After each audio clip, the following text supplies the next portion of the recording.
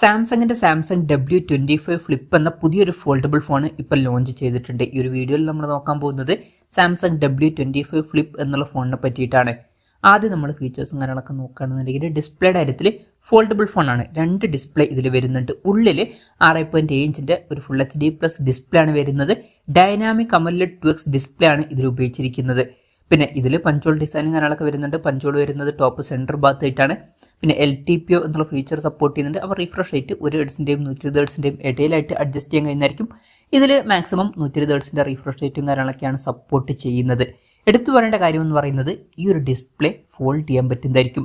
ഇനി ഈ ഒരു ഡിസ്പ്ലേ ഫോൾഡ് ചെയ്ത് കഴിഞ്ഞാൽ പുറത്ത് 3.4 ഇഞ്ചിൻ്റെ ഒരു HD+ സൂപ്പർ AMOLED ഡിസ്പ്ലേയും കാര്യങ്ങളൊക്കെ വരുന്നുണ്ട്. ഇതിൽ കൂടിയ റിഫ്രഷ് റേറ്റ് സപ്പോർട്ട് ചെയ്യുന്നില്ല. 60 ഹെർട്സിൻ്റെ റിഫ്രഷ് റേറ്റ് വരുന്നുള്ളൂ. പിന്നെ ഈ ഒരു ഡിസ്പ്ലേയിൽ ഗൊറില്ല ഗ്ലാസ് വിക്ടസ് 2ന്റെ പ്രൊട്ടക്ഷനും കാര്യങ്ങളൊക്കെ കൊടുത്തിട്ടുണ്ട്. പിന്നെ ഈ ഒരു ഫോണിൽ സൈഡ് മൗണ്ടഡ് ഫിംഗർ പ്രിന്റ് സെൻസറും കാര്യങ്ങളൊക്കെയാണ് കൊടുത്തിരിക്കുന്നത്. ഫോണിന്റെ വെയിറ്റ് വരുന്നത് ഏകദേശം 198 ഗ്രാം ആണ്. പിന്നെ തിക്നെസ് വരുന്നത് 14.9 mm ആണ്. ഫോൺ ക്ലോസ് ചെയ്ത് വെക്കുന്ന സമയത്ത് ഓപ്പൺ ചെയ്തു വെച്ചാൽ തിക്നെസ് വരുന്നത് 6.9 mm ആണ്. പിന്നെ IP48 റേറ്റിംഗ് ഇതിൽ സപ്പോർട്ട് ചെയ്യുന്നുണ്ട്. പ്രോസസ്സറിന്റെ കാര്യത്തിലോട്ട് വരികയാണെന്നുണ്ടെങ്കിൽ സ്നാപ്ഡ്രാഗൺ 8 Gen 3 എന്ന പ്രോസസ്സറാണ് വരുന്നത്. ഇപ്പം അനൗൺസ് ചെയ്തിട്ടുള്ള 8 Elite എന്ന പ്രോസസ്സറിന്റെ തൊട്ട് താഴെ വരുന്ന ഫ്ലാഗ്ഷിപ്പ് പ്രോസസ്സറാണ്. മികച്ച പെർഫോമൻസ് ഒക്കെ ഇതിൽ കിട്ടേണ്ടതാണ്. 5G സപ്പോർട്ടും കാര്യങ്ങളൊക്കെ വരുന്നുണ്ട്. പിന്നെ ഈ ഒരു ഫോണിൽ 12 GB റാമും 512 GB ഇന്റേണലൊക്കെ കൊടുത്തിട്ടുണ്ട്. LPDDR5Xന്റെ റാമും അതുപോലെ തന്നെ UFS 4.0 സ്റ്റോറേജ് ടൈപ്പും കാര്യങ്ങളൊക്കെയാണ് ഇതിൽ വരുന്നത്. NFC-യുടെ സപ്പോർട്ടും കാര്യങ്ങളൊക്കെ വരുന്നുണ്ട്. സ്റ്റീരിയോ സ്പീക്കേഴ്സ് കൊടുത്തിട്ടുണ്ട്. ഡോൾബി അറ്റ്മോസിന്റെ സൗണ്ട് ഒക്കെ ഇതിൽ സപ്പോർട്ട് ചെയ്യുന്നുണ്ട്. Android 14 ബേസ് ആയിട്ടുള്ള 1U സോഫ്റ്റ്വെയർ ആണ് ഈ ഫോണിൽ വരുന്നത്. ഇനി ക്യാമറയുടെ കാര്യത്തിലോട്ട് വരികയാണെന്നുണ്ടെങ്കിൽ ഫോണിന്റെ പിന്നിൽ ഡ്യുവൽ ക്യാമറ സെറ്റപ്പ് കൊടുത്തിട്ടുണ്ട്. 50 മെഗാപിക്സലിന്റെ f1.8 അപ്പേഴ്സിൽ വരുന്ന മെയിൻ ക്യാമറ സെൻസറാണ് ഈ ഫോണിൽ വരുന്നത്. വോയിസിന്റെ സപ്പോർട്ട് വരുന്നുണ്ട്. പിന്നെ 12 മെഗാപിക്സലിന്റെ f2.2 അപ്പേഴ്സിൽ വരുന്ന അൾട്രാ വൈഡ് ആംഗിൾ ലെൻസ് വരുന്നുണ്ട്. ഇതിന്റെ ഫീൽഡ് ഓഫ് വ്യൂ വരുന്നത് 123 ഡിഗ്രിയാണ്.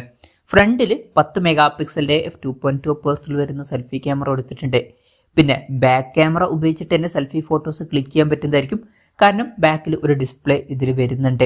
ഇനി ബാറ്ററിയുടെ കാര്യത്തിലോട്ട് വരികയാണെന്നുണ്ടെങ്കിൽ 4000 mAh ബാറ്ററിയാണ് ഇതിൽ വരുന്നത്. 25 വാട്ടിന്റെ ഫാസ്റ്റ് ചാർജ് സപ്പോർട്ട് വരുന്നുണ്ട്. അതുപോലെ തന്നെ 15 വാട്ടിന്റെ വയർലെസ് ചാർജിങ് സപ്പോർട്ടും ഈ ഫോണിൽ കൊടുത്തിട്ടുണ്ട്. പിന്നെ Type-C ചാർജിംഗ് പോർട്ടുമായിട്ടാണ് ഈ ഒരു സ്മാർട്ട് ഫോൺ വരുന്നത്. അപ്പം ഇതൊക്കെയാണ് ഫീച്ചേഴ്സിനെ പറ്റി പറയാനുള്ള കാര്യങ്ങൾ. പിന്നെ ഈ ഒരു സ്മാർട്ട് ഫോൺ ഇപ്പം ഇന്ത്യൻ മാർക്കറ്റിൽ ലോഞ്ച് ചെയ്തിട്ടില്ല. ഇപ്പം ചൈനീസ് മാർക്കറ്റിലാണ് ഈ ഫോൺ ലോഞ്ച് ചെയ്തിരിക്കുന്നത്. ഈ ഒരു ഫോൺ ലോഞ്ച് ചെയ്തിരിക്കുന്നത് 9999 യുവാൻ എന്ന പ്രൈസിങ്ങിലാണ്. അതായത് 1,18,000 രൂപ പ്രൈസ് റേഞ്ചിൽ. ഇന്ത്യൻ മാർക്കറ്റിൽ ഈ ഫോൺ ലോഞ്ച് ചെയ്യുമെന്ന് വെച്ചാൽ ഇനി ലോഞ്ച് ചെയ്യാൻ ചാൻസ് ഇല്ല. കാരണം എന്താ വെച്ചാൽ ഓൾറെഡി ഇതേ ഫീച്ചേഴ്സുമായിട്ട് സാംസങ് Z Flip 6 എന്ന ഫോൾഡബിൾ ഫോൺ വരുന്നുണ്ട്. അപ്പോൾ സെയിം ഫോൺ ഇന്ത്യയിൽ Z Flip 6 എന്ന പേരിൽ അവൈലബിൾ ആണ്. അപ്പം ഈ ഒരു ഫോൺ ഇനി വേറെ ലോഞ്ച് ചെയ്യില്ല. ഇന്ത്യയിലാണെങ്കിൽ ആ ഒരു ഫോൺ നമുക്ക് 90,000 രൂപ പ്രൈസ് റേഞ്ചിലൊക്കെ ആയിട്ട് തന്നെ ഇപ്പോൾ കിട്ടുന്നുണ്ട്.